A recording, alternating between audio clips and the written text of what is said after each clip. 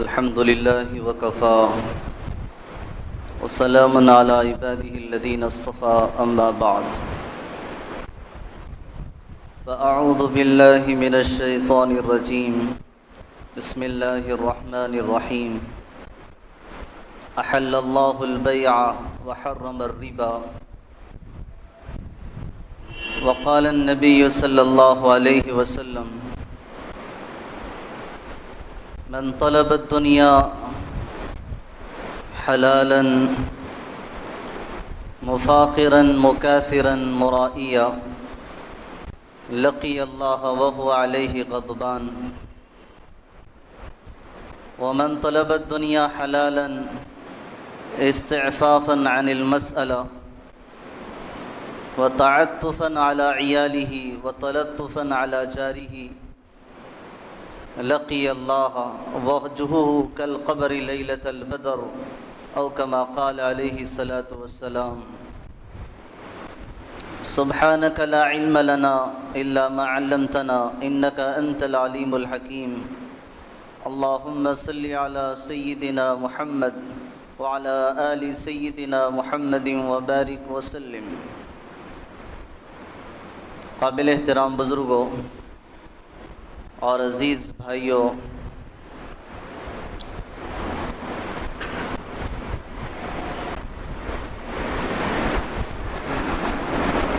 انسانوں کی زندگی اور قوموں کی حیات اور ساری چیزوں کی ترقی کے لیے سب سے زیادہ اہم معیشت ہوتی ہے، جس کو ہم اکانومی کہتے ہیں.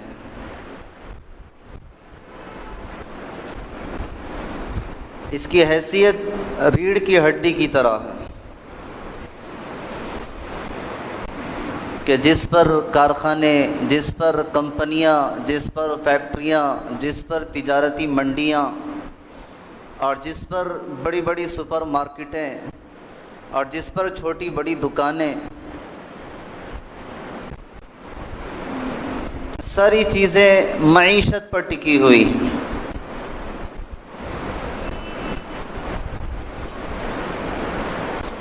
کمائی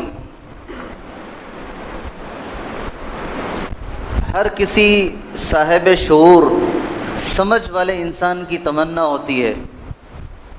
کہ وہ کوئی محنت کے ذریعے حلال پاکیزہ روزی حاصل کرے.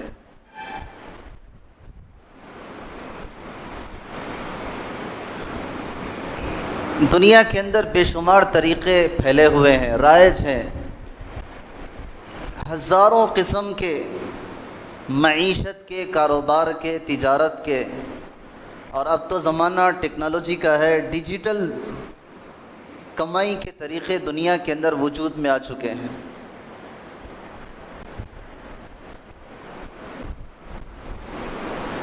دسیوں ویب سائٹس ہے، دسیوں ایپس ہے، اور دسیوں نت نئے قسم کے کمپنیز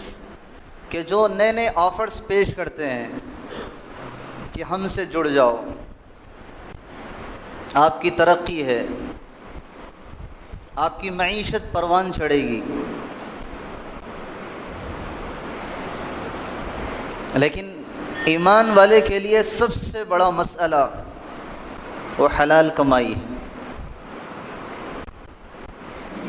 برکت والی روزی ہے. یہ دو چیزیں، حلال کمائی، برکت والی روزی. اور یہ دو چیزیں کیسے حاصل ہو؟ کمائی حلال بھی ہو اور کمائی میں برکت بھی ہو. اس کے لیے شرعی اصول ہے، نبی رحمت صلی اللہ علیہ وسلم کی تعلیمات ہیں کہ جب تک انسان اس پر رہے گا، کمائی بھی حلال اور روزی میں بھی برکت ہے. اور جہاں مال کی ہٹس میں، مال کی تمنا میں آدمی حلال راستے سے ہٹے گا، لالچ کی وجہ سے کسی اور طرف جھانکے گا، بجائے برکت والی روزی کے اس کے لیے زندگی کے وبال کا ذریعہ بن جائے گا.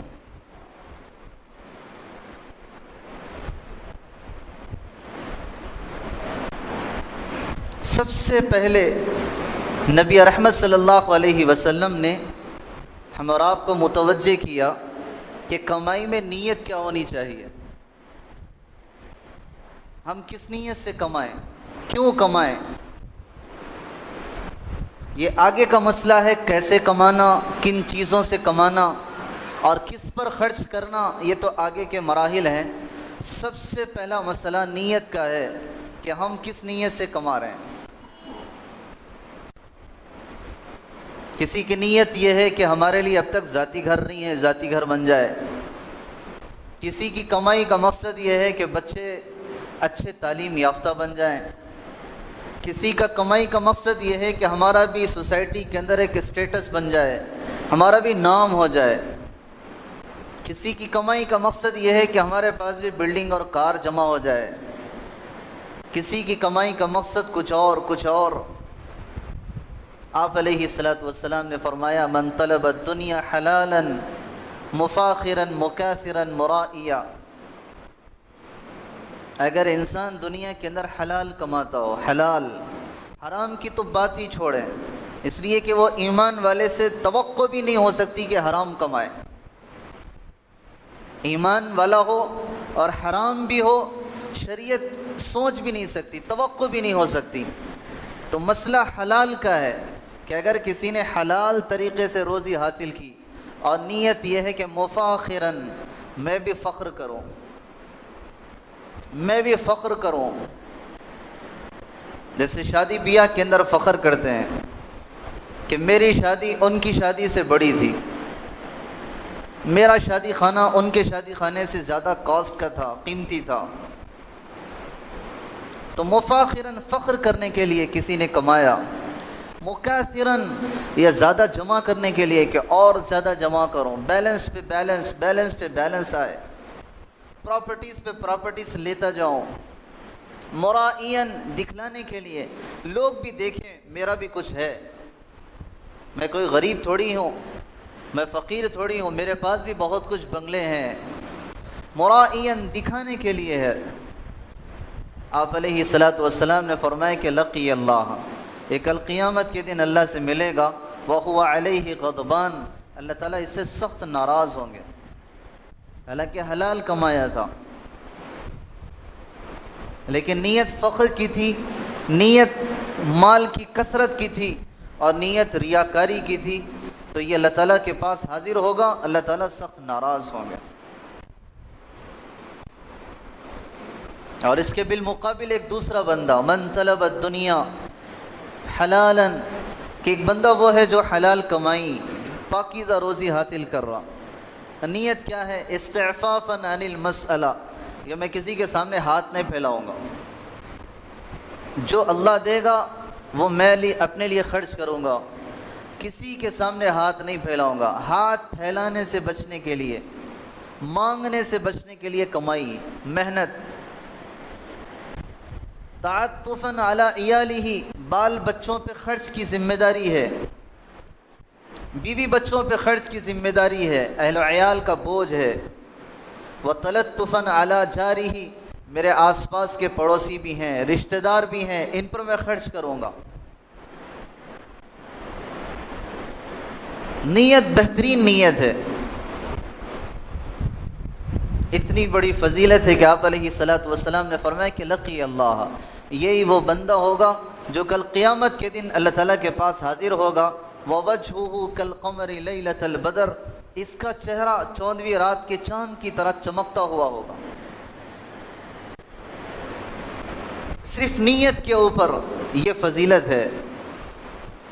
کہ ہم اپنی نیت کو درست کریں کہ ہماری کمائی کس کے لیے۔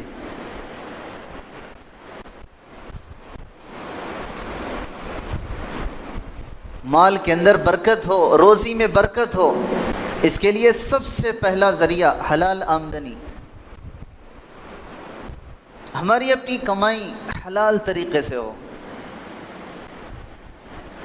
اللہ تعالیٰ نے فرمایا احل اللہ البیع وحرم الربا، دیکھو اللہ تعالیٰ نے تجارت، لین دین، خریدنا بیچنا یہ تو حلال کر دیا، لیکن سود حرام ہے۔ حرام آمدنی کے جو ذریعے ہیں جیسے سود ہے، جیسے رشوت ہے، جیسے انشورنس ہے، جیسے لاٹری ہے، جیسے LIC ہے، یا مختلف قسم کے اور اس وقت دنیا کے اندر نئے طریقے آتے جا رہے ہیں کہ یہ وہ حرام آمدنی کے ذریعے ہے جس سے مال آ تو جائے گا لیکن ناپاک ہے، مال میں کوئی پاکیزگی نہیں ہوگی۔ حلال آمدنی کیسے ہو؟ حلال آمدنی جس سے ہماری اپنی دعائیں قبول ہو۔ اللہ کے نبی صلی اللہ علیہ وسلم نے حضرت سعد رضی اللہ عنہ سے فرمایا، سعد اطب مطعمک تکن مستجاب الدعوہ، کہ سعد اپنے لقمے کو اور اپنی روزی کو پاکیزہ کر لو، تمہاری ہر دعا قبول ہوگی، ہر دعا قبول ہوگی، صرف روزی پاک ہو جائے۔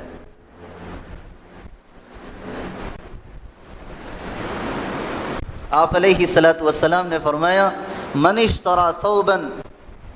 کسی نے کپڑا خریدا، بعشرة دراہم، 10 درہم کا ایک کپڑا خریدا، وفیہ درہم من حرام، 1 درہم یعنی 1 روپیہ جیسے اس زمانے کا ہے، 1 روپیہ صرف حرام کا ہے۔ ساری خریداری کے اندر 1 روپیہ حرام کا ہے۔ آپ علیہ الصلوۃ والسلام نے فرمایا کہ ما یتقبل اللہ علیہ،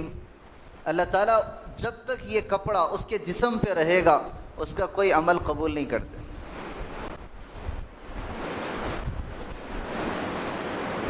اور ایک حدیث میں آپ علیہ الصلوۃ والسلام نے قسم کھا کے فرمایا، والذی نفس محمد بیدہ،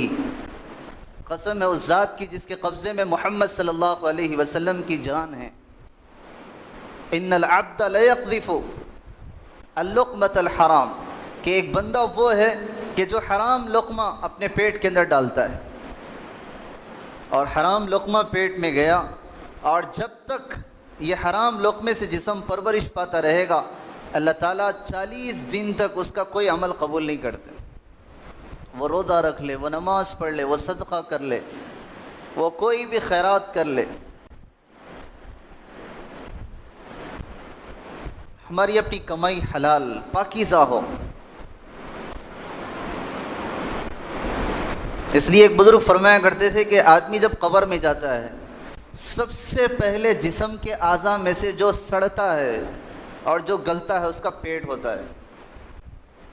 سب سے پہلے پیٹ سڑنا شروع ہوتا ہے، کہ یہاں سے اس کے اپنے جسم کا اثر شروع ہوتا ہے۔ یوسف ابن اسباط ایک بزرگ ہے، وہ فرمایا کرتے تھے کہ ایک بندہ بڑا نمازی ہے، نماز کی طرف، مسجد کی طرف، نیکیوں کی طرف ہے، شیطان اپنے چیلوں سے کہتا ہے کہ ذرا اس کا ایک دیکھ کے آؤ کہ اس کی روزی کیسی ہے۔ اگر وہ آ کے کہتے ہیں کہ اس کی روزی حرام ہے، آمدنی اس کی صحیح نہیں ہے، تو شیطان کہتا ہے کہ اس کو چھوڑ دو، وہ چاہے جتنے سجدہ کریں اس کی کوئی چیز قبول ہی نہیں ہوگی، اس لیے کہ آمدنی صحیح نہیں ہے۔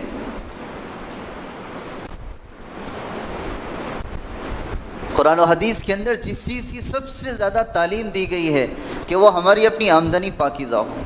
یا ایھا الذین آمنوا لا تأکلوا اموالکم بینکم بالباطل الا ان تکون تجارۃ عن تراض منکم، کہ تم آپس میں ایک دوسرے کا مال ناحق طریقے سے نہ کھاؤ، کسی کا زمین چھین کر، کسی کا مال چھین کر، کسی کا قرضہ ڈبا کر، کسی کے پیمنٹس ڈبا کر، کسی کو ستا کے پریشان کر دینا۔ الا ان تکون تجارۃ عن تراض منکم، حلال طریقہ یہ ہے کہ کسی سے خرید و فروخت کرو، کسی سے بکری کرو، کسی سے لین دین کرو، یہ ہے پاکیزہ مال کا ذریعہ۔ اس کے چند لقمے ہوں گے لیکن برکت والے ہوں گے، اس کے چند لقمے ہوں گے لیکن بڑی قبولیت والے ہوں گے، اس کے چند لقمے ہوں گے لیکن کل قیامت کے دن اللہ تعالیٰ کے پاس بڑی فضیلت کا درجہ لیے ہوئے ہوں گے۔ آپ علیہ الصلوۃ والسلام نے تاجر کی فضیلت بیان فرمائی، التاجر الصدوق الامین، کہ تاجر وہ ہے جو سچا ہو، امانت دار ہو، مع النبیین والصدیقین والشہداء،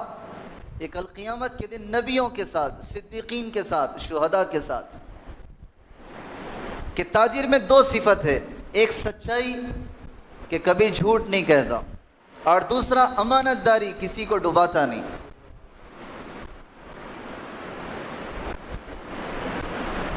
کہ آج ہمارا اپنا مسئلہ یہ ہے کہ جب تک جھوٹ نہ بولے ہم کہتے ہیں کہ مارکیٹ میں ہم بیٹھ ہی نہیں سکتے، ہمارا کاروبار چل ہی نہیں سکتا. یہ ہماری اپنی سوچ ہے کہ ہم نے گاہکوں کو، ہم نے کسٹمروں کا مزاج ہی بنا دیا کہ ان کو کس طریقے سے دھوکہ دیں. اگر وہ کسی برانڈ کی چیز ہمارے پاس مانگے، اگر ہمارے پاس نہ ہو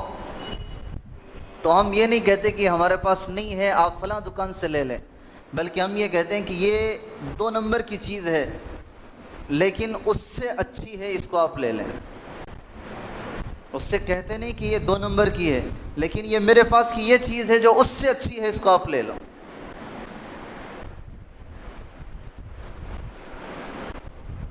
کہ آدمی مال تو بیچ لے گا لیکن مال بکنا ہی کمال نہیں ہے، مال بکنا ہی کمال نہیں ہے، اس مال کے پیچھے آمدنی کیسی آ رہی. آپ علیہ الصلوۃ والسلام نے فرمایا کہ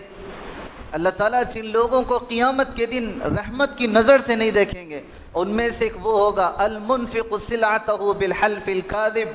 کہ جو اپنے سامان بیچنے میں جھوٹی قسمیں کھاتا ہے، جھوٹی قسمیں کھاتا ہے. قسم خدا کی میرا اتنے میں پڑا ہے، آدمی چند چیزوں کے لیے اپنی جھوٹی قسم کھا لی.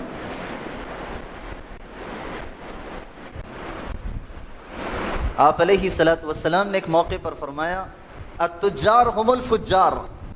کہ جتنے تاجر ہیں وہی گنہگار ہیں، جتنے تاجر ہیں وہی گنہگار ہیں. صحابہ حیران تھے کہ یا رسول اللہ تعالیٰ نے تجارت کو تو حلال کیا ہے، پاکیزہ کیا ہے، تو پھر تجارت کرنے والے گنہگار کیسے ہیں؟ آپ علیہ الصلوۃ والسلام نے فرمایا کہ اس کی وجہ یہ ہے کہ یہ جب بھی بیچتے ہیں قسمیں کھاتے ہیں، وَيُحَدِّثُونَ يَكْذِبُونَ، جب بھی بولتے ہیں جھوٹ بولتے ہیں، بیچتے ہیں جھوٹی قسمیں کھاتے ہیں، بات کرتے ہیں جھوٹ بولتے ہیں. لیکن اگر سچا تاجر ہو، جس کے اندر صداقت، جس کے اندر امانت داری، جس کے اندر سچائی کے ساتھ اپنی چیزوں کو پیش کرنا، یہ وہ تاجر ہوتا ہے. اللہ تعالیٰ اس کو مارکیٹ کے اندر مقبولیت دیتے ہیں، مارکیٹ کے اندر مقبولیت ملتی ہے. کسٹمر چاہے خود تھکے گا لیکن پہنچے گا وہیں جہاں سچا تاجر ہے. انسانوں کی ایک فطرت ہے، ہم انسانوں کا ایک مزاج ہے کہ جو چیز سب سے اچھی ملتی ہو، انسان چاہتا ہے کہ تھوڑا لمبا سفر کر لیں لیکن وہ چیز مل جائے. مٹھائی کھانے کو جی چاہے تو آدمی اپنے شہر کی سب سے اچھی کوالٹی کی دکان تلاش کرے گا کہ اچھی مٹھائی کہاں ملتی ہے، چاہے دور ملتی ہو، اپنے محلے میں نہ ہو،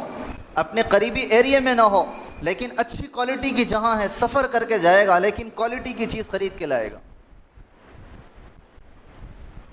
ایسے ہی جو سچا تاجر ہوتا ہے اللہ تعالیٰ لوگوں کے دلوں میں اس کی محبوبیت، اس کی مقبولیت ڈالتے ہیں. کسٹمر آتے ہیں چاہے تھک کے آئیں، چاہے سفر کر کے آئیں، لیکن اس کی صداقت ذہن میں ہوتی ہے کہ یہ دھوکہ نہیں دیتا.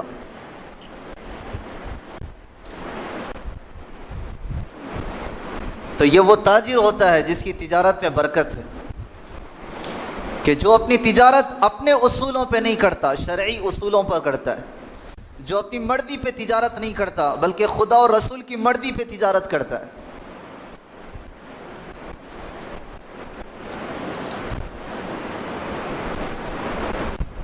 تجارت کا مقصد صرف کمائی نہیں ہے، اللہ کی رضا بھی ہے، اللہ کی خوشنودی بھی ہے. عبداللہ بن مبارک رحمۃ اللہ علیہ بڑے درجے کے تاجر ہیں، حالانکہ یہ وہ ہیں جو محدث بھی ہیں، عالم بھی ہے، فقیہ بھی ہیں. کئی حدیث کی بڑی بڑی کتابوں کے اندر عبداللہ بن مبارک رحمۃ اللہ علیہ کا نام آتا ہے.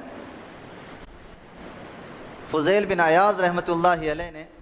عبداللہ بن مبارک رحمۃ اللہ علیہ سے پوچھا کہ عبداللہ آپ بھی بڑے عجیب ہیں، لوگوں سے کہتے ہیں کہ دنیا سے دور رہو، چھوٹی چیزوں پہ قناعت کر لو، آخرت کی فکر کرو، اور خود دیکھو تجارت کر رہے ہیں،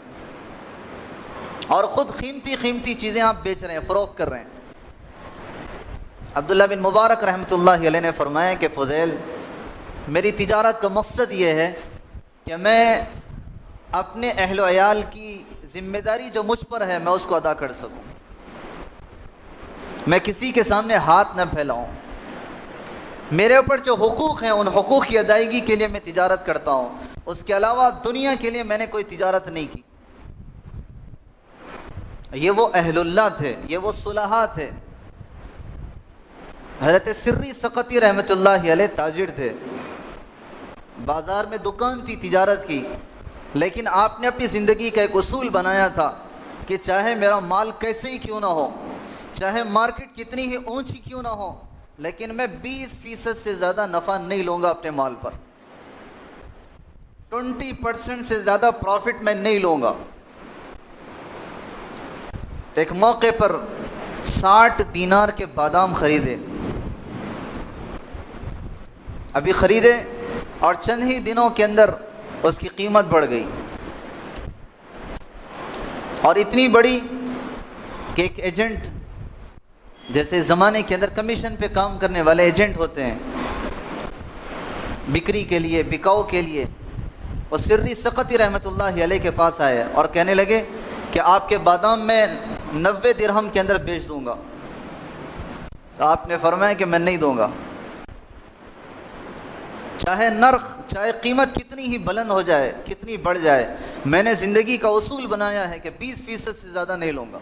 چاہے تم کسی اور کا مال بیچ دو۔ آپ نے دینے سے انکار کر دیا، اور اس نے بھی یہ کہا کہ میں آپ کا نقصان بھی نہیں کرنا چاہتا، چھوڑ کے چلا گیا۔ تو زندگی کا اصول بنایا تھا کہ 20% سے زیادہ نہیں لوں۔ عام طور پر تاجر حضرات پوچھتے ہیں کہ ایک چیز پہ کتنا پروفٹ ہم لے سکتے ہیں۔ کوئی چیز 200 کی ہے تو ہم کتنا پروفٹ لے سکتے ہیں؟ عام طور پر تو یہ ہی کہ جو اس پہ MRP ہوتا ہے اس کے مطابق لیا جاتا، لیکن کسی چیز پر MRP بھی نہیں ہوتا۔ علماء نے فرمایا ہے کہ تجارت کے اندر پروفٹ اتنا ہی لے جتنا کہ عام معاشرے کے اندر، عرف کے اندر، ماحول کے اندر لیا جاتا ہے، جس سے گاہک کو یہ اندیشہ نہ ہو کہ اس نے میرے ساتھ دھوکہ کیا ہے۔ اگر اس نے کئی گنا ڈبل ٹیبل، کئی گنا زیادہ پروفٹ اور نفع حاصل کر لیا، اور اس نے باہر وہی چیز بازار کے اندر معلوم کر لی، تو معلوم یہ ہوا کہ اس کے ساتھ دھوکہ ہوا ہے، تو پھر یہ پروفٹ لینے والا نہیں ہے، کسٹمر کو دھوکہ دینے والا ہے۔ کہ اس کا مارکیٹ ریٹ کیا ہے وہ تو ہر کوئی جانتا ہے، تو چاہے کم ملتا ہو لیکن یہ ہے کہ اطمینان دل کے ساتھ، خوش دلی کے ساتھ ملتا ہے، لینے والا بھی خوش ہے، دینے والا بھی خوش ہے۔ تو ہمارے اپنے بزرگان دین نے تجارت عملی طور پر، پریکٹیکلی طور پر کر کے بتائی ہے کہ زندگی کے اندر تجارت ہوتی کیا ہے اور کس نیت سے، کس مقصد سے کی جاتی ہے۔ تجارت کے اندر برکت ہو، اس کے لیے ہمارے اپنی کمائی کے ساتھ ہماری اپنی نمازوں کی فکر، ہماری اپنی کمائی کے ساتھ قرآن کی تلاوت کی فکر، ہماری اپنی نمازوں کے ساتھ کچھ ذکر اذکار کی فکر۔ صحابہ اکرام تجارت کیا کرتے تھے، جن کی قرآن نے تعریف کی ہے، رجال لا تلہیہم تجارت ولا بیع عن ذکر اللہ واقام الصلاۃ وایتاء الزکاۃ یخافون یوما تتقلب فیہ القلوب والابصار، کہ یہ ایسے لوگ تھے کہ جن کی تجارت کی اور جن کے بزنس اور ٹریڈنگ کی وجہ سے ان کی زندگی کے اندر سے کبھی نماز غافل نہیں ہوئی، کبھی نماز دور نہیں ہوئی، کبھی زکوٰۃ دور نہیں ہوئی، اور کبھی اللہ کے ذکر سے یہ غافل نہیں بنے، ہمیشہ ڈرتے رہتے ہیں اس دن سے جس دن آنکھیں پھٹ جائیں گی۔ دکان میں بھی ہیں آخرت کا فکر ہے، دکان میں بھی ہیں نماز کی فکر ہے، دکان میں بھی ہیں اپنی تجارت کے ساتھ اللہ کی رضا کی فکر ہے۔ یہ وہ صحابہ کا جذبہ تھا، ان کی اپنی زندگیاں تھیں، کمائی بھی تھی لیکن ساتھ میں خدا کی رضا پوری تھی۔ ہماری اپنی تجارت کے اندر برکت ہو، اس کا ایک اصول یہ بھی ہے کہ ہم اپنی کمائی کا کچھ حصہ روزانہ یا ماہانہ منتھلی طور پر اللہ کے راہ میں صدقہ کر دیں۔ اگر کسی کی روزانہ کی آمدنی ہے 2000 3000، تو اپنے گھر جانے سے پہلے کم سے کم اپنے کارخانے کے اندر، اپنی دکان کے اندر، اپنی کمپنی کے اندر یا اپنی تجارت کی اس منڈی کے اندر کچھ ایسی چیز اور بیگ رکھے کہ گھر جانے سے پہلے روزانہ کی آمدنی میں سے کچھ حصہ نکال کے اس میں ڈال دے کہ یہ فی سبیل اللہ۔ اب اس میں سے خرچ ہوگا مسجد کے لیے، اس میں سے خرچ ہوگا مدرسے کے لیے، اس میں سے خرچ ہوگا کسی غریب کی شادی کے لیے، اس میں سے خرچ ہوگا کسی بیمار کی علاج کے لیے، اس میں سے خرچ ہوگا کسی اور کی مدد کے لیے، یتیموں، بیواؤں، ضعیفوں، بے کسوں کے لیے خرچ ہوگا۔ یہ وہ خدا کی راہ کے لیے نکالا ہوا مال، یہ گرچہ تھوڑا ہے لیکن سارے مال کے اوپر بھاری بنتا ہے، برکت کا ذریعہ ہوتا ہے۔ ہم اس پہ مطمئن ہیں کہ ہم سال کی زکوٰۃ نکالتے ہیں، یہ تو فریضہ ہے، یہ تو فرض ہے، ذمہ داری ہے ہی نکالنا، لیکن اس کے علاوہ برکت کا اصول اور تجارتوں کے اندر برکت یہ ہو کہ روزانہ کی اگر کسی کی آمدنی ہے تو روزانہ، اگر کسی کی ماہانہ اور منتھلی آمدنی ہے تو اس میں سے کچھ ماہانہ طور پر نکال دیں، اپنی خوش دلی سے نکال دیں، اور اس میں سے ان چیزوں پہ خرچ کر دیا جائے۔ یہ وہ چیزیں ہوتی ہیں جو بقیہ مال کے لیے طہارت بھی ہے، پاکیزگی بھی ہے، برکت بھی ہے۔ بعض بزرگان دین وہ ہوتے تھے جو اپنی آمدنی کے اندر سے 3 حصے کرتے تھے، اپنی آمدنی میں 3 حصے، ایک حصہ اپنی ذات اہل و عیال کے لیے، اور ایک حصہ اسی تجارت کو ڈیولپ کرنے کے لیے، اور ایک حصہ غریبوں کی مدد کے لیے۔ اور یہ وہ خرچ کیا ہوا ان کے اپنے مال کے اندر برکت کا ذریعہ ہوتا تھا۔ اور ہم کسی قسم کے کوئی اصول نہ اپنائیں، خدا کو بھول کر اگر ہم تجارت کریں اور یہ سمجھیں کہ ہماری اپنی تجارت کے اندر ترقی ہو، من اعرض عن ذکری فإن له معیشۃ ضنکا، قرآن نے یہ صاف کہا کہ جو خدا کو بھول کے کماتا ہے، اس کی اکانومی، اس کی معیشت اور اس کی تجارت کے اندر اللہ اس کو خود تنگ کر دیتے ہیں، وہ نکل ہی نہیں سکتا۔ اور کتنے وہ ہیں ہمارے اپنے معاشرے کے بھائی کہ جو فائنانس کے اندر ڈوبتے جا رہے ہیں۔ فائنانس کا ایک دلدل ہے، دلدل جس کے اندر ڈوبتے جا رہے ہیں۔ ایک گاڑی کے فائنانس سے نکلے دوسرے میں، دوسرے میں سے نکلے تیسرے میں، یا ایک میں سے نکلے دوسرے میں، وہ کبھی ان کو سکون ہی نہیں ہے۔ اس لیے کہ ہم نے تجارت کے اصول اپنے بنائے ہیں، تجارت کے اصول ہم نے شریعت کے نہیں معلوم کیے۔ اللہ تعالیٰ نے تجارت کے اندر بڑی برکت رکھی ہے، ملازمت کے مقابلے کے اندر تجارت میں بڑی برکتیں ہوتی ہیں۔ آدمی اپنی آنکھوں دیکھتا ہے تجارت میں، لیکن شرط یہ ہے کہ کچھ قربانی دے، کچھ اپنے جذبے کو مٹائیں۔ ایسے ہی تجارت کے اصول میں سے ایک آخری ایک اہم اصول یہ ہے کہ ہم جس چیز کی تجارت کریں وہ حلال ہو، وہ پاکیزہ ہو۔ آج نئے طریقے مارکیٹ کے اندر ہزاروں قسم کے آ گئے۔ اس وقت چین سسٹم کا ایک طریقہ، آپ 2 کی آئی ڈی بنا دو، 2 4 کی آئی ڈی بنا دے گا، 4 6 کی آئی ڈی، یا 2 ممبرشپ آپ بنا دو، وہ 2 4 کو ممبر بنا دیں گے، وہ 4 8 کو ممبر بنا دیں گے، وہ 8 16 کو ممبر بنا دیں گے، وہ 16 32 کو ممبر بنا دیں گے۔ یہ اس وقت جو چین سسٹم کا جو بہت زیادہ کمپنیز، چاہے وہ انڈین بیس ہو یا امریکن بیس کمپنیاں چلتی جا رہی، علماء نے اس کے بارے میں فتویٰ دیا ہے کہ ناجائز ہے، یہ طریقہ کار حرام ہے۔ لیکن کتنے ہمارے اپنے نوجوان، کتنے ہمارے اپنے بھولے بھالے وہ ہیں جو اس کے اندر لگتے جا رہے ہیں کہ اس کا پروڈکٹ تو اپنی جگہ حلال ہے، چاہے ہربل ہو، چاہے وہ میڈیسن ہو، چاہے وہ کوئی اچھی چیز ہو، لیکن یہ ہے کہ جو طریقہ ہے، جو سسٹم ہے چین سسٹم کا، یہ چین سسٹم کا شرعی طور پر ناجائز ہے، لیکن ظاہری طور پر آفر نظر آ رہے ہیں کہ آپ 2 کو بنا دیں گے، آپ کے لیے اتنا پروفٹ۔ اگر آپ کے ہاتھ کے نیچے 50 بن جائیں، آپ گھر بیٹھے، آفر یہ دیا جاتا ہے گھر بیٹھے ماہانہ 10-20 ہزار کی آمدنی۔ اس قسم کے آفر کے ذریعے آدمی سوچتا ہے کہ میں کیوں نہ یہ کر لوں، لیکن وہ طریقے، وہ سسٹم جائز نہیں ہوتے۔ اس لیے جس چیز کو بھی اختیار کیا جائے معلوم کر لیں شرعی طور پر اس کا طریقہ کیا ہے، اس لیے کہ اللہ کل قیامت کے دن یہ پوچھیں گے من این اکتسبہ، کہاں سے کمایا تھا، من این اکتسبہ، کہاں سے کمایا تھا۔ کس کمپنی سے، کس طریقے سے، سسٹم کیا تھا، حلال تھا کہ حرام تھا، معلوم کیوں نہیں کیا تھا؟ تو یہ وہ چیزیں ہیں جو ایک انسان کی، ایک مسلمان کی ذمہ داری ہوتی ہے، صاحب ایمان ہونے کی ذمہ داری ہوتی ہے کہ ہمارے اپنے پیٹ کا لقمہ پاکیزہ ہو، ہماری زندگی کی کمائی حلال ہو، ہمارے اہل و عیال پہ خرچ کرنے والی روزی وہ کوئی ناجائز اور حرام نہ ہو، بلکہ پاکیزہ آمدنی ہو، کہ جس سے بچوں کے اندر صالحیت پیدا ہو، جس کے اندر بچوں کے اندر نیکی پیدا ہو، جس سے بچوں کے اندر وہ اچھے جذبات پیدا ہوں۔ یہ وہ اچھے لقموں کے ذریعے سے پیدا ہوتے ہیں۔ اللہ تعالیٰ سے دعا ہے اللہ تعالیٰ ہمیں حلال آمدنی، برکت والی روزی نصیب فرمائے، اللہ ہمارے اپنی روزیوں کے اندر برکت نصیب فرمائے۔ وآخر دعوانا الحمد للہ رب العالمین۔